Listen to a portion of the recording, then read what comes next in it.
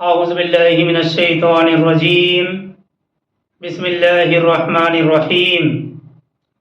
ہم سورہ النور کی آیت 29 پر ہیں۔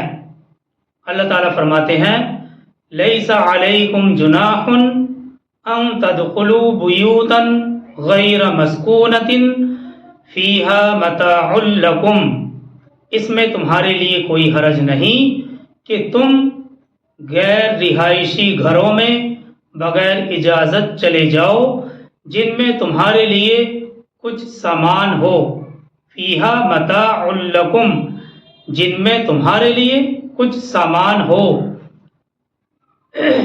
اس میں تمہارے لیے کوئی حرج نہیں ہے کہ تم غیر رہائشی گھروں میں بغیر اجازت چلے جاؤ جن میں تمہارے لیے کچھ سامان ہو۔ اس سے مراد دکان، اسٹور اور گودام وغیرہ ہیں۔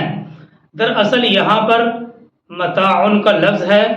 متاع کے لغوی معنی کسی چیز کو برتنے، استعمال کرنے اور اس سے فائدہ اٹھانے کے آتے ہیں۔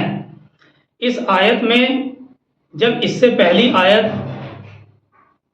جو گزر چکی ہے، یہ آیتیں یعنی استیزان سے متعلق جو آیات ہیں وہ نازل ہوئیں جن میں بغیر اجازت کے کسی کے مکان میں داخل ہونے کی ممانعت ہے، تو پھر صدیق اکبر نے رسول کریم صلی اللہ علیہ وسلم سے عرض کیا، یا رسول اللہ، اس ممانعت کے بعد قریش کے تجارت پیشہ لوگ کیا کریں گے؟ جب استیزان سے متعلق یہ آیتیں نازل ہوئیں جن میں بغیر اجازت کے کسی کے گھر میں داخل ہونے کی اجازت نہیں ہے، تو صدیق اکبر نے رسول کریم صلی اللہ علیہ وسلم سے عرض کیا، یا رسول اللہ، اس ممانعت کے بعد قریش کے جو تجارت پیشہ لوگ ہیں وہ کیا کریں گے؟ کیونکہ مکہ اور مدینہ سے ملک شام تک ان کے تجارتی سفر ہوتے ہیں اور اس راستے میں جگہ جگہ ان کے مسافر خانے بنے ہوئے ہوتے ہیں۔ سفر کے دوران وہ لوگ قیام بھی کرتے ہیں، آرام بھی کرتے ہیں، اور ان مسافر خانوں میں مستقل کوئی رہنے والا نہیں ہوتا، تو وہاں اجازت لینے کی کیا صورت ہوگی؟ اجازت کس سے حاصل کی جائے گی؟ اس پر یہ آیت 29 نازل ہوئی۔ یہ ابن ابی حاتم اور تفسیر مظہری میں ہے۔ اس شان نزول کے واقعے سے متعلق یہ معلوم ہو گیا کہ آیت میں غیر مسکونہ سے مراد وہ مکان اور وہ جگہ ہیں جو کسی خاص فرد یا قوم کے لیے خصوصی طور پر رہائش گاہ نہیں ہیں، بلکہ قوم کے افراد کو عام اجازت وہاں ٹھہرنے اور استعمال کرنے کی ہوتی ہے۔ لیکن اگر کسی جگہ پر کچھ شرائط ہیں تو ان شرائطوں کو ماننا بھی ضروری ہے۔ تو یہاں پر یہی سب مقامات اور جگہ مراد ہیں۔ اور اس آیت کا آخر ہے وَاللَّهُ يَعْلَمُ مَا تُبْدُونَ وَمَا تَكْتُمُونَ، اور اللہ خوب جانتا ہے جو تم ظاہر کرتے ہو اور جو تم چھپاتے ہو۔ دیکھیے، اس قانون کی اصل روح کو سمجھنا اور اس کے مطابق اس پر عمل کرنا ضروری ہے۔ دراصل گھر میں بغیر اجازت داخل ہونے سے منع کرنے کا جو مقصد ہے، گھر میں سکون اور خاندان کی پاکیزگی کو یقینی بنانا ہے۔ لہٰذا کسی دکان یا گودام پر اس قانون کے اطلاق کا کوئی جواز ہی نہیں ہے کہ آدمی دکان کے دروازے پر بھی اس لیے کھڑا رہے کہ جب تک مالک مجھے اجازت نہیں دے گا میں اندر نہیں آؤں گا۔ ظاہر سی بات ہے کہ یہ مطلب ہرگز نہیں ہے۔ تو یہ آیت 29 تھی اور اس میں اجازت ہے دکان میں اور اسی طرح سے گودام میں یا ایسی جگہ اور مقامات میں جہاں اس کا کوئی سامان ہو۔ آگے چلتے ہیں آیت 30 کی طرف۔ قُل لِّلْمُؤْمِنِينَ يَغُضُّوا مِنْ أَبْصَارِهِمْ وَيَحْفَظُوا فُرُوجَهُمْ، یہ آیت 30 ہے۔ اس سے پہلی آیت 29 تھی۔ اے نبی صلی اللہ علیہ وسلم، مومنین سے کہہ دیجئے کہ وہ اپنی نگاہیں نیچی رکھا کریں، وَيَحْفَظُوا فُرُوجَهُمْ اور اپنی شرمگاہوں کی حفاظت کریں۔ قُلْ لِلْمُؤْمِنِينَ يَغُضُّوا مِنْ أَبْصَارِهِمْ وَيَحْفَظُوا فُرُوجَهُمْ، اے نبی صلی اللہ علیہ وسلم مومنین سے کہہ دیجئے کہ وہ اپنی نگاہیں نیچی رکھا کریں اور اپنی شرمگاہوں کی حفاظت کریں۔ اور آگے اسی آیت میں ہے ذَلِكَ أَزْكَىٰ لَهُمْ إِنَّ اللَّهَ خَبِيرٌ بِمَا يَصْنَعُونَ، یہ ان کے لیے زیادہ پاکیزگی ہے، یقیناً اللہ باخبر ہے اس سے جو کچھ وہ کرتے ہیں۔ اور اگلی آیت 31 میں یہی حکم عورتوں کو مخاطب کر کے بیان کیا گیا ہے۔ حکم یہی ہے، یعنی یہاں پر مرد الگ مخاطب ہیں اور عورتیں الگ مخاطب ہیں۔ قُلْ لِلْمُؤْمِنِينَ يَغْضُضُّوا، یہی حکم عورتوں سے مخاطب کر کے بیان کیا گیا ہے۔ وَقُلْ لِلْمُؤْمِنَاتِ يَغْضُضْنَ مِنْ أَبْصَارِهِنَّ وَيَحْفَظْنَ فُرُوجَهُنَّ، اور مومن عورتوں سے بھی کہہ دیجئے کہ وہ اپنی نگاہیں نیچی رکھا کریں اور اپنی شرمگاہوں کی حفاظت کریں۔ یہاں توجہ کا حامل یہ لفظ ہے یغضو، یغضو مومنین کے لیے ہے اور یغضضن مومنہ عورتوں کے لیے استعمال کیا ہوا ہے۔ دونوں کا مادہ ایک ہی ہے، لیکن مذکر اور مؤنث کے اعتبار سے صیغے کا فرق ہے۔ مردوں کے لیے یغض لایا گیا اور عورتوں کے لیے یغضضن، حالانکہ دونوں لفظوں کا مادہ ایک ہی ہے، لیکن میل فیمیل کے اعتبار سے صیغے کا فرق ہے۔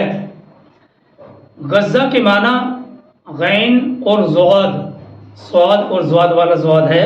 غزہ کے معنی کسی چیز کو گھٹانے، پست کرنے اور کم کرنے کے آتے ہیں۔ یہ مفہوم نظر بچانے سے ٹھیک ادا ہو جاتا ہے۔ مطلب یہ ہے جس چیز کو دیکھنا مناسب نہ ہو اس سے نظر ہٹا لی جائے، نظر چرا لی جائے، تو یہ مفہوم نظر بچانے سے ٹھیک ادا ہو جاتا ہے۔ یعنی جو چیز دیکھنا مناسب نہیں ہے اس سے قطع نظر کی کر لی جائے۔ اللہ کا منشا اور مقصد یہ نہیں ہے کہ کسی بھی چیز کو نگاہ بھر کر نہ دیکھا جائے، بلکہ اللہ سبحانہ و تعالی صرف ایک مخصوص دائرے میں نگاہ پر پابندی لگانا چاہتے ہیں، اور وہ ہے مردوں کا عورتوں کو دیکھنا یا کسی دوسرے لوگوں کے سطر پر نگاہ ڈالنا یا پھر فحاشی مناظر پر نگاہ کو جما کر دیکھنا۔ اللہ سبحانہ و تعالیٰ کا منشا اور مقصد یہ ہرگز نہیں ہے کہ کسی بھی چیز کو نگاہ بھر کے دیکھا ہی نہیں جائے، بلکہ اللہ صرف ایک مخصوص دائرے میں نگاہ پر پابندی لگانا چاہتا ہے، اور وہ ہے مردوں کا عورتوں کو دیکھنا یا دوسرے لوگوں کے سطر پر نگاہ ڈالنا یا پھر اسی طرح سے فحاشی مناظر پر نگاہ جمانا۔ کتاب اللہ یعنی قرآن مجید اس حکم کی تفصیل جو احادیث میں آئی ہے، قرآن کریم کے اس حکم کی تفصیل جو سنت میں آئی ہے، احادیث میں آئی ہے، اس کا خلاصہ یہ ہے کہ انسان کے لیے یہ بات حلال نہیں ہے کہ وہ اپنی بیوی یا محرم خواتین کے علاوہ کسی دوسری عورت کو نگاہ بھر کے دیکھے۔ ایک دفعہ اچانک نظر پڑ جائے تو وہ معاف ہے، لیکن یہ معاف نہیں ہے کہ آدمی پہلی ہی نظر میں جہاں کوئی کشش محسوس ہو وہاں پھر نظر دوڑائے یا پھر نظر کو جما لے۔ نبی کریم صلی اللہ علیہ وسلم نے اس طرح کے دیکھنے کو آنکھ کی بدکاری سے تعبیر کیا ہے۔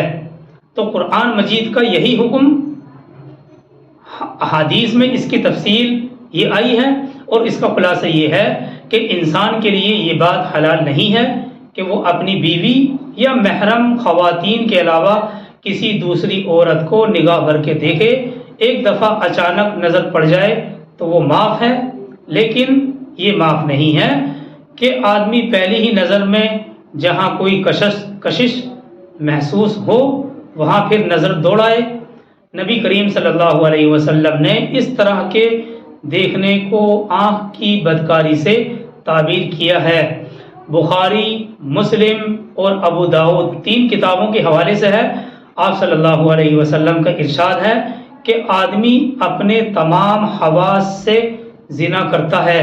حواس مطلب یعنی وہ طاقتیں جو انسان کے پاس احساس کرنے والی ہیں، احساس دلانے والی ہیں، تو آدمی اپنے تمام حواس سے زنا کرتا ہے۔ دیکھنا آنکھوں کا زنا ہے، لگاؤ کی بات چیت کرنا زبان کا زنا ہے، آواز سے لذت حاصل کرنا کانوں کا زنا ہے، ہاتھ لگانا اور ناجائز مقصد کے لیے چلنا ہاتھ پاؤں کا زنا ہے۔ بدکاری کی یہ ساری تمہیدیں جب پوری ہو جاتی ہیں تب شرمگاہیں یا تو اس کی تکمیل کر دیتی ہیں یا مکمل کرنے سے رہ جاتی ہیں۔ تو یہ سب مقدمات ہیں، اور اسی طرح سے احمد، ترمذی، ابو داؤد، دارمی 4 کتابوں کے حوالے سے ہے۔ یہ حضرت بریدہ رضی اللہ عنہ کی روایت ہے کہ نبی کریم صلی اللہ علیہ وسلم نے حضرت علی کو مخاطب کر کے فرمایا، اے علی، ایک نظر کے بعد دوسری نظر نہ ڈالنا، پہلی نظر تو معاف ہے مگر دوسری معاف نہیں ہے۔ اس روایت میں نبی کریم صلی اللہ علیہ وسلم نے حضرت علی سے فرمایا، اے علی، ایک نظر کے بعد دوسری نظر نہ ڈالنا، پہلی نظر تو معاف ہے مگر دوسری معاف نہیں ہے۔ اور طبرانی میں ہے کہ رسول کریم صلی اللہ علیہ وسلم نے ارشاد فرمایا، نگاہ ابلیس کے زہریلے تیروں میں سے ایک تیر ہے، جو شخص مجھ سے ڈر کر، یہ حدیث قدسی کا الفاظ ہیں، جو شخص مجھ سے ڈر کر یعنی اللہ سے ڈر کر اس کو چھوڑ دے گا، میں اس کے بدلے اسے ایسا ایمان دوں گا جس کی حلاوت یعنی مٹھاس وہ اپنے دل کے اندر محسوس کرے گا۔ دیکھیے، اس مٹھاس کا تعلق بد نظری سے خاص طور سے ہے۔ جس کی نگاہ محفوظ نہیں ہے اور وہ اپنی نگاہ پر حفاظت نہیں کر پاتا ہے تو ایمان کی حلاوت اسے محسوس نہیں ہوتی ہے، عبادتوں کی لذت اس کے دل سے نکل جاتی ہے، عبادتوں میں جو روحانی مزہ آتا ہے پھر اس کو وہ حاصل نہیں ہوتا۔ تو یہ طبرانی میں ہے، رسول کریم صلی اللہ علیہ وسلم نے ارشاد فرمایا، نگاہ یعنی نظر ابلیس کے زہریلے تیروں میں سے ایک تیر ہے، جو شخص مجھ سے ڈر کر یعنی اللہ سے ڈر کر اس کو چھوڑ دے گا، میں اس کے بدلے اسے ایسا ایمان دوں گا جس کی حلاوت یعنی مٹھاس وہ اپنے دل میں پائے گا۔ نگاہ یعنی نظر سے متعلق اس طرح کی اور بھی احادیث ہیں۔ بہرحال نگاہ پست اور نیچی رکھنے سے مراد نگاہ کو ان چیزوں سے پھیر لینا ہے جن کی طرف دیکھنا شرعاً ممنوع اور ناجائز ہے۔ ابن حبان اور ابن کثیر نے اس آیت کی یہی تفسیر بیان کی ہے۔ نگاہ سے متعلق اس طرح کی اور بھی احادیث ہیں۔ نگاہ پست اور نیچی رکھنے سے مراد نگاہ کو ان چیزوں سے پھیر لینا ہے، ان چیزوں سے قطع نظر کر لینا ہے جن کی طرف دیکھنا شرعاً ممنوع اور ناجائز ہے۔ یہ تفسیر ابن حبان اور ابن کثیر نے کی ہے۔ اس میں غیر محرم عورت کی طرف دیکھنا بھی داخل ہے اور کسی عورت یا مرد کے صدر شرعی پر نظر ڈالنا بھی اس میں داخل ہے۔ اسی طرح کسی کا راز معلوم کرنے کے لیے اس کے گھر میں جھانکنا اور وہ تمام کام جن میں نگاہ کے استعمال کرنے کو شریعت نے ممنوع قرار دیا ہے اس میں داخل ہیں۔ اس میں ساری صورتیں آ جاتی ہیں۔ غیر محرم کی طرف دیکھنا بھی داخل ہے اور کسی عورت یا مرد کا کسی سطر شرعی پر نظر ڈالنا بھی اس میں داخل ہے۔ اسی طرح کسی کے گھر کے راز کو معلوم کرنے کے لیے اس کے گھر میں جھانکنا اور وہ تمام لوازمات جن میں نگاہ کے استعمال کرنے کو شریعت نے ممنوع قرار دیا ہے اس میں داخل ہے۔ اور اس آیت 31 کا اگلا فقرہ ہے وَيَحْفَظْنَ فُرُوجَهُنَّ، اور اپنی شرمگاہوں کی حفاظت کریں۔ اور یہ حکم بھی دونوں کو لیے یعنی مردوں کے لیے الگ اور عورتوں کے لیے الگ الگ بیان کیا گیا ہے۔ عام طور پر جو احکامات ہوتے ہیں ان میں مردوں کو مخاطب کر دیا جاتا ہے، لیکن یہ حکم کیونکہ سنگین ہے، اس کی اہمیت زیادہ ہے، اس لیے یہاں پر عورتوں کو الگ مردوں کو الگ مخاطب کر کے دونوں حکم ایک سے ہی دیے جا رہے ہیں۔ وَيَحْفَظْنَ فُرُوجَهُنَّ، اور اپنی شرمگاہوں کی حفاظت کریں۔ یہ بھی ایک اصولی فقرہ ہے، اور اس سے مراد یہ ہے کہ نفس کی خواہشات پورا کرنے کی جتنی بھی ناجائز صورتیں ہو سکتی ہیں ان سب سے اپنی شرمگاہوں کو محفوظ رکھے۔ یہ فقرہ بھی ایک اصولی ہے، اور اس میں بھی بہت ساری صورتیں داخل ہو جاتی ہیں، اور اس کا مطلب یہ ہے کہ نفس کی خواہش کو پورا کرنے کی جتنی بھی صورتیں ناجائز ہیں ان سب سے اپنی شرمگاہوں کی حفاظت کرے۔ اس میں زنا، اسی طرح سے لواطت، اور دو عورتوں کا آپسی صحاب جس سے شہوت پوری ہو جائے، یا ہاتھ سے شہوت پوری کرنا، یہ سب ناجائز اور حرام چیزیں اس میں داخل ہیں۔ دیکھیے اس آیت کی مراد ناجائز اور حرام شہوت اور اس کے تمام مقدمات کو ممنوع قرار دیا ہے، اور ان میں سے جو ابتدا اور انتہا ہے، ان لوازمات میں سے جو ابتدا یعنی شروعات اور انتہا ہے اس کو تو وضاحت سے بیان کر دیا گیا، اور باقی درمیانی جو مقدمات ہیں اس میں خود بخود داخل ہو گئے۔ شہوت کے فتنے کا سب سے پہلا سبب نگاہ ڈالنا ہی ہوتا ہے، نگاہ ڈالنا اور دیکھنا ہی ہوتا ہے، اور آخری نتیجہ زنا ہے۔ ان دونوں کو صراحتاً ذکر کر کے حرام کر دیا گیا، اور ان کے درمیانی حرام مقدمات ضمنی طور پر اس میں خود بخود شامل ہو گئے۔ آگے اسی آیت 31 میں ہے وَلَا يُبْدِينَ زِينَتَهُنَّ إِلَّا مَا ظَهَرَ مِنْهَا، اور وہ یعنی عورتیں اپنی زینت کا اظہار نہ کریں سوائے اس کے جو اس میں سے خود ظاہر ہو جائے۔ آیت کے اس فقرے کے الفاظ ہیں وَلَا يُبْدِينَ زِينَتَهُنَّ إِلَّا مَا ظَهَرَ مِنْهَا، اور وہ یعنی عورتیں اپنی زینت کا اظہار نہ کریں سوائے اس کے جو اس میں سے خود سے ظاہر ہو جائے۔ اور آگے اسی آیت میں ہے وَلْيَضْرِبْنَ بِخُمُرِهِنَّ عَلَى جُيُوبِهِنَّ، اور چاہیے کہ وہ اپنے گریبانوں پر اپنی اوڑھنیوں کو ڈال لیا کریں۔ یہاں عورتوں سے مخاطب کر کے کہا جا رہا ہے وَلْيَضْرِبْنَ بِخُمُرِهِنَّ عَلَى جُيُوبِهِنَّ، اور چاہیے کہ وہ اپنے گریبانوں پر اپنی اوڑھنیوں کو ڈال لیا کریں، یعنی عورتیں اپنی روز مرہ کے لباس کے اوپر اپنی اوڑھنیوں کو اس طرح سے لپیٹے رکھیں کہ ان کے گریبان اور سینے ڈھکے رہیں۔ یہاں خمر کا لفظ ہے اور یہ جمع ہے، اور اس کا واحد خمار آتا ہے، خمار واحد ہے، اور یہاں جو لفظ ہے وہ اس کی جمع ہے، اور اس کے معنی اوڑھنی اور دوپٹے کے آتے ہیں۔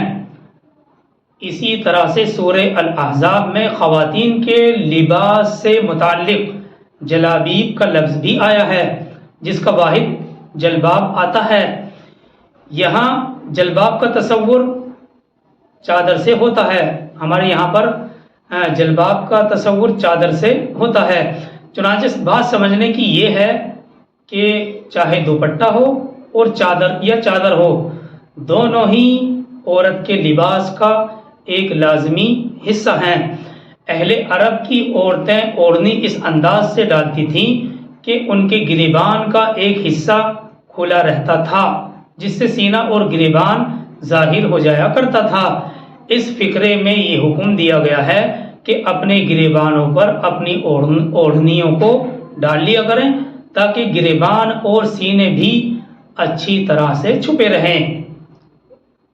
اس آیت کے نازل ہونے سے پہلے اہل عرب کی عورتیں اوڑھنی اس انداز سے ڈالتی تھیں، اوڑھنی تو پھر بھی ڈالتی تھیں لیکن ان کا انداز یہ ہوتا تھا کہ گریبان کا ایک حصہ کھلا رہتا تھا جس سے گریبان ظاہر ہو جاتا تھا۔